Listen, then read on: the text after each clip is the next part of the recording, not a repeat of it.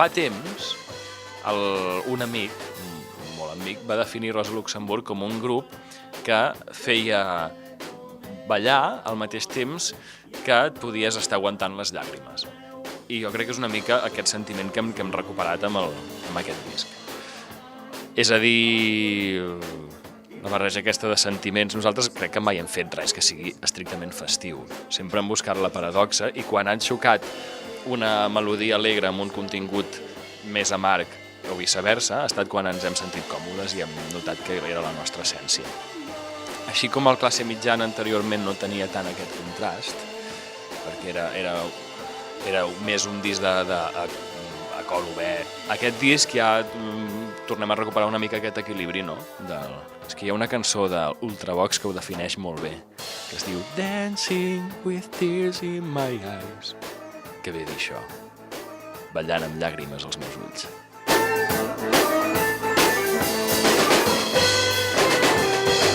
Jo crec que aquest disc té un equilibri entre ironia musical amb la lletra molt ben equilibrat respecte a potser algun altre disc que haguem fet. Recordo algun moment la reflexió de dir, ostres, no sé si aquesta lletra que estic fent pot fer que una persona deixi d'escoltar aquesta cançó perquè se sent molt o violent o massa identificat.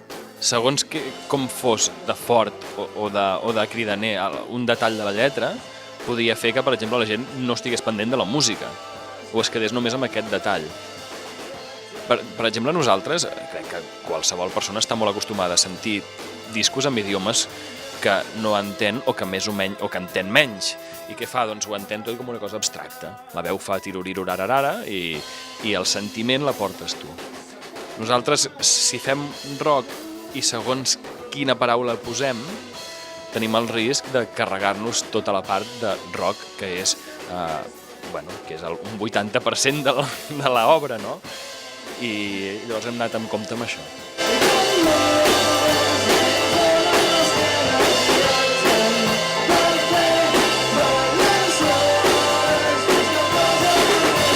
Nosaltres a cada disc li hem atribuït unànimament un color. El primer disc era ocre, el segon era blau cel turquesa, el tercer era carmí, el quart era un verd oliva i aquest és un lilós però amb un contrast que el Roger defineix com els colors dels subratlladors fluorescents. És a dir, colors llampants que produeixen un fenomen que el Roger defineix com a epilèpsia sonora.